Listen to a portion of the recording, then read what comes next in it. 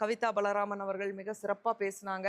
So அவங்கள contact பண்ணணும்னு நினைக்கிறவங்க டிஸ்கிரிப்ஷனில் நம்பர் கொடுக்குறோம். அவங்கள காண்டாக்ட் பண்ணி நிறைய சந்தேகங்கள் நிறைய விஷயங்களை கேட்டு தெரிஞ்சுக்குங்க. நன்றிங்க.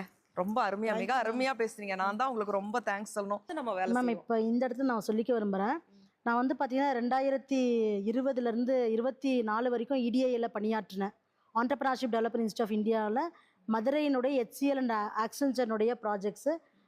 உண்மையிலே அத்தனாயிரம் பெண்கள் தொழில் முனைவோர்களை மதுரை சுற்றி இருக்கக்கூடிய மாவட்டங்கள் எல்லாம் உருவாக்குனேன். அதற்கு முன்னாடிலாம் வந்து பார்த்திங்கன்னா 5000 மீடியம் சைஸ் என்டர்பிரைசஸ்லாம் ஆடிட், அதாவது நிறைய பயிற்சிகள் கொடுத்துருக்கேன். அதை தாண்டி நான் வந்து டிஃப்ரெண்ட் செக்டார்ஸ்க்கெலாம் ஆடிட் எல்லாம் பண்ணியிருக்கேன். ஸோ அந்த அனுபவத்தில் வந்து பார்த்திங்கன்னா பெண்கள் தொழில் முனைவோர்கள் மேலே வராத இருக்கிறதுக்கான காரணம் வந்து சரியான தொழிலை தேர்ந்தெடுக்காதது மட்டும்தான். அது ஒன்று தான். அது சரியாக தேர்ந்தெடுத்துட்டாங்க அப்படின்னா அவங்க வெற்றி தான்.